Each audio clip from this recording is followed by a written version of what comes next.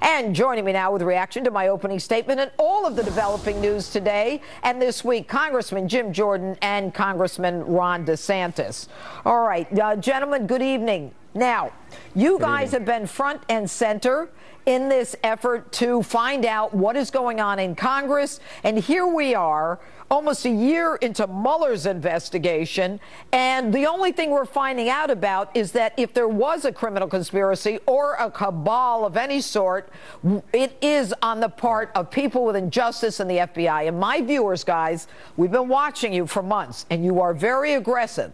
But my viewers want to know, what now? What are the next steps? Jim, tell me. Well, we're going to subpoena Andrew McCabe, subpoena Peter Strzok. And first of all, Judge, your opening was perfect. That lays out the entire story. Bruce Orr, Peter Strzok are central to this. So subpoena Andrew McCabe, Bruce Strzok, Bruce Orr, his wife, and Lisa Page. And I also think the chief of staff of the FBI needs to be brought in. So let's get all the documents. Let's bring them in for depositions. And let's put them on the same witness stand that Rosenstein said on last week and Sessions said on a few weeks ago, and ask them the same tough questions so the American people can get the answers. But we need the documents, we need to depose them, and then we need to subpoena all those individuals. All right, Congressman DeSantis, how long is that going to take? If my viewers are listening, look, they hear you guys, they know you're both very aggressive. What is going to happen? Well, Jimmy and I are ready right now, so we want to get it done very quickly because, Judge, this is holding these people accountable. Get it done Monday.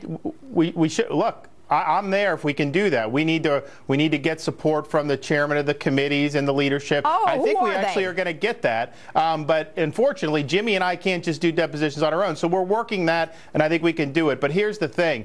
All those guys need to be held accountable for what they did, but it needs to be exposed because this goes to the heart of whether this whole investigation was legitimate from the start. We still don't know. The government won't admit whether they paid Christopher Steele for the dossier, how the Russia thing started, whether they used it to surveil Trump associates. And so all this stuff needs to be brought to light. Congressman, with all due respect, the Deputy Attorney General, Rod Rosenstein, looks like a deer in the headlights, right, when he's trying to give an answer as to why he's not giving you anything. He's not giving you anything.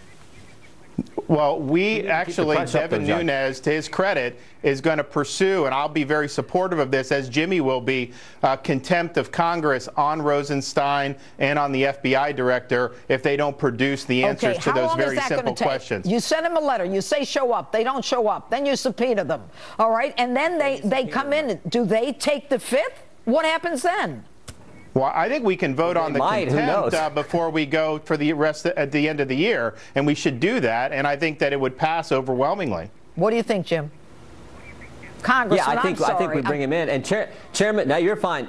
Chairman Goodlatte has told us he is going to subpoena those individuals, bring them in with the documents, depose them, and put them on the witness stand. If they take the fifth, they take the fifth. But Ron is exactly right. There are two fundamental questions. Did the FBI pay Christopher Steele, the author of the dossier?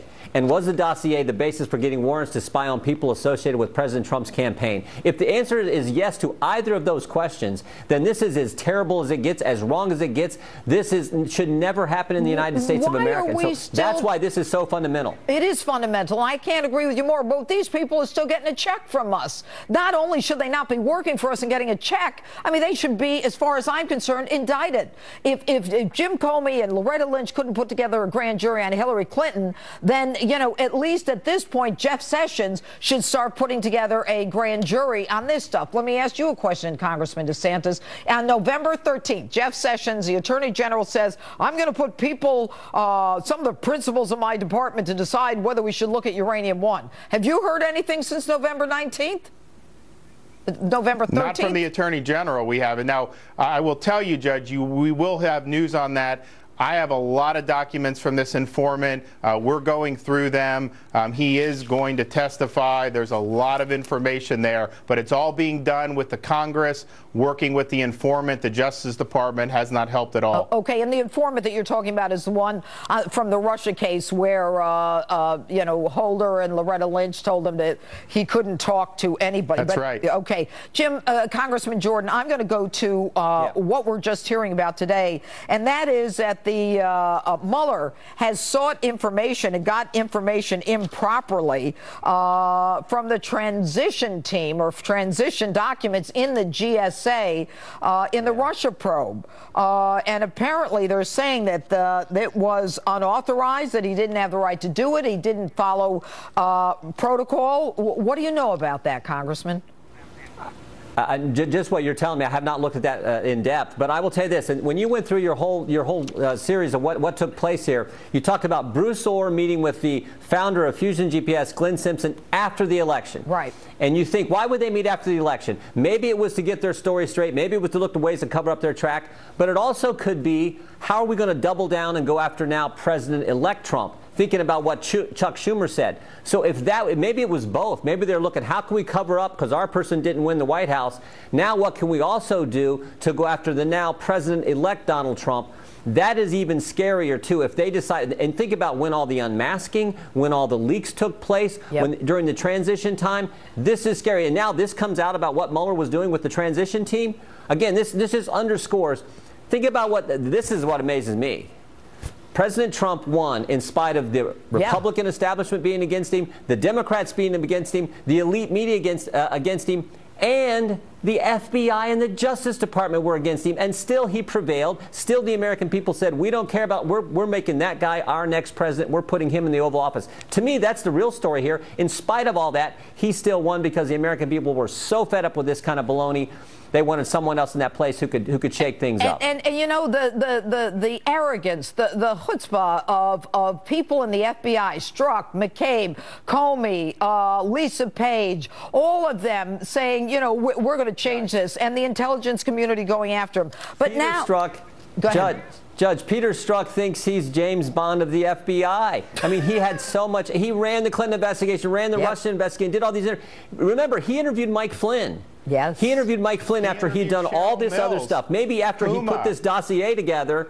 Yeah, and then he interviews Mike Flynn, so that is scary as well. But he thought he was Mr. Super Agent Man going to save the world from President Trump, but the voters had a different idea. Yeah. He wasn't exactly super agent when he was interviewing Hillary Clinton. That was one of the weakest interviews that the FBI has ever done. He didn't even confront her with any of her wrongdoing. It was a total snow job from the beginning. You know, Ron, I can't agree with him more. I mean, it was just a discussion. I'm sure they had tea, and that was the end of it, because they could have had her on perjury or lying to a federal officer in 1 second. Did you have classified information on that unprotected server? She says, yes, it's a crime. She says, no, it's a lie. And they didn't do it. But Congressman DeSantis, do you know anything about the latest with Mueller improperly obtaining transition documents in the Russia probe just coming out tonight? I just found out, but Judge, I think what this underscores is go back to Peter Strzok. He's the lead of the Hillary investigation. It was a patsy investigation. He's pro-Hillary. He's very anti-Trump, says it's his duty to get the FBI to stop him from being elected.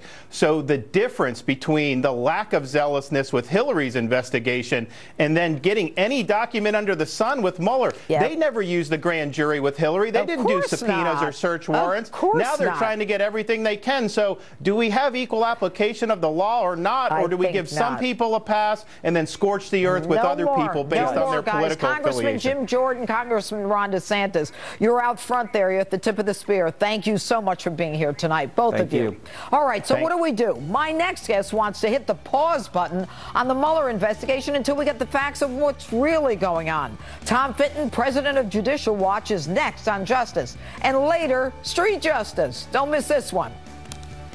Here we are at Bryant Park trying to find out what people would buy President Trump if he were on their gift list. Stay tuned to find out what everyone says.